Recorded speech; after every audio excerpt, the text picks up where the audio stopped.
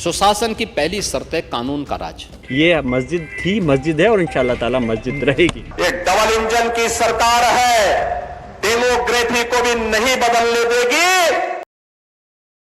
एक और बुलडोजर चला, एक और अवैध निर्माण जमी दो, और पीछे है योगी सरकार का सीधा संदेश, कानून तोड़ोगे तो छोड़ेंगे नहीं। इस वक्त का उत्तर प्रदेश का सबसे चर्चित जिला संभल एक बार फिर सुर्खियों में आ गया है। संभल जिले का एक नॉनवेज होटल बिना नक्शा पास कराए चल रहा था। प्रशासन ने कहा कि अवैध निर्माण है, कई बार नोटिस दिए गए लेकिन कोई असर नहीं रहा। आखिरकार प्रशासन ने एक्शन लिया और बुलडोजर चला दिया। बाबा के बुलडोजर ने देखते ही देखते अवैध होटल को जमींदोज कर दिया। इस दौरान होटल के मालिक मोहम्मद सईदुद्दीन भी प्रशासन से भिड़ते हुए दिखाई दिए। उन्होंने कहा कि चाहे लाठीचार्ज कर दो लेकिन मैं अपनी जगह नहीं छोड़ूंगा। ये तो वही बात हो गई कि एक तो चोरी, ऊपर से सीना चोरी। ऐसा नहीं है कि प्रशासन की तरफ से अलर्ट नहीं किया गया था, और जाहिर तौर पर जो चीज अवैध है तो उस पर कार्रवाई तो होगी ही।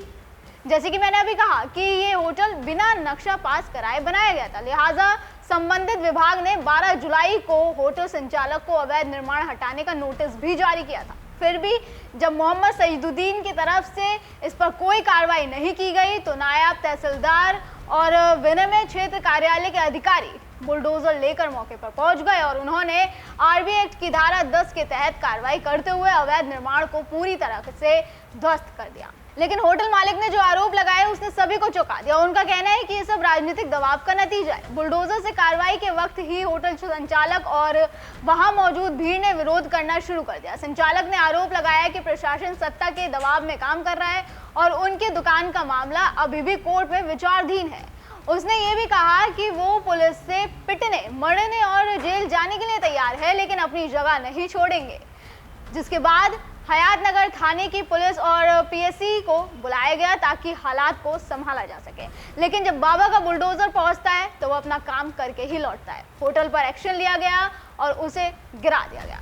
देखिए, कोई नई बात नहीं है। खुद योगी आदित्यनाथ की तरफ से कई बार संदेश दिया जा चुका है कि उत्तर प्रदेश में अब कानून का राज होगा और प्रदेश में ना तो अवैध निर्माण बचेगा ना ही अपराध। यूपी में सुशासन ही पहली शर्त होगी। सुशासन की पहली शर्त है कानून का राज। कानून के राज से किसको चिढ़ है ये तो हर व्यक्ति जानता है, लेकिन सरकार की कार्यपद्धति, टेक्नोलॉजी का उपयोग, पारदर्शी व्यवस्था, पुलिस आधुनिकीकरण, पुलिस रिफॉर्म, इन जैसे मुद्दों पर जो सतत मॉनिटरिंग के जो कार्य हुए हैं, आज उसके परिणाम हम सबके सामने हैं। कोई संदेह नहीं, आज उत्तर प्रदेश की कानून व्यवस्था देश के अंदर एक नजीर बनी है। आपकी परेशानी को मैं समझ सकता हूं, लेकिन उत्तर प्रदेश की कानून व्यवस्था को हर व्यक्ति इसके बारे में चर्चा करता है। और पांडे जी, मैं तो कहूंगा कि कभी तीर्थयात्री बनकर के देश के अंदर घूम करके आइए और उत्तर प्रदेश के नाम पे जाइए, सम्मान भी मिलेगा और लोग आपके सामने जरूर चर्चा करेंगे। साहब, बहुत अच्छा लगा हमें। इसके अलावा संभल में एक और बड़ा बदलाव होने जा रहा है जिससे सपा सांसद ज़ियाउर रहमान बर्क भी तिलमिला उठे। दरअसल बीते दिनों ये खबर आई कि संभल में अब एटीएस यूनिट का दफ्तर बनने जा रहा है। सरकार के इस फैसले का संभल से समाजवादी पार्टी के मौजूदा सांसद बर्क को खलबली हो गई।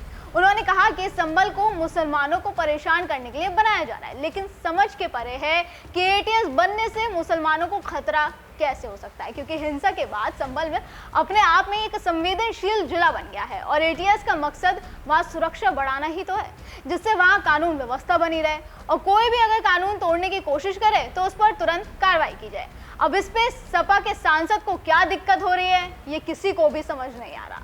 संभल यूपी का एक ऐसा जिला है जो कुछ समय पहले हिंसा, आगजनी, उपद्रव का शिकार हुआ था। 24 नवंबर 2024 को शाही जामा मस्जिद के सर्वे को लेकर मुस्लिम पक्ष की तरफ से जमकर हंगामा किया गया था। मामले में सपा सांसद बर्क का भी नाम सामने आया, उन पर भी दंगे भड़काने के आरोप लगे। वो सर्वे पर भड़काऊ बयान भी देते दिखे थे।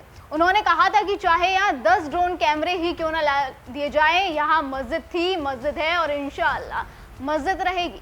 23 नवंबर को बर्क ने ये बयान दिया था और 24 नवंबर को वहां सर्वे के दौरान हिंसा भड़क गई। इसके बाद से ही संभल को लेकर सीएम योगी भी एक्शन मोड में है। सीएम योगी को संभल हिंसा पर 450 पन्ने की रिपोर्ट सौंप दी गई है। इस रिपोर्ट में ना तो सिर्फ 24 नवंबर को हुई हिंसा के बारे में बताया गया, बल्कि संभल के इतिहास में कब कब कितने दंगे हुए, उन दंगों में क्या क्या हुआ, इसके बारे में भी विस्तार से जानकारी दी गई।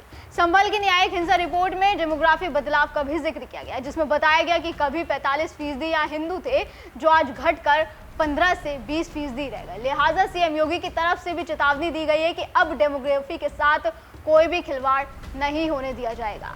सीएम योगी ने कहा कि इस रिपोर्ट से साफ है कि किस तरह से सपा राज में हिंदुओं को निशाना बनाया जाता था।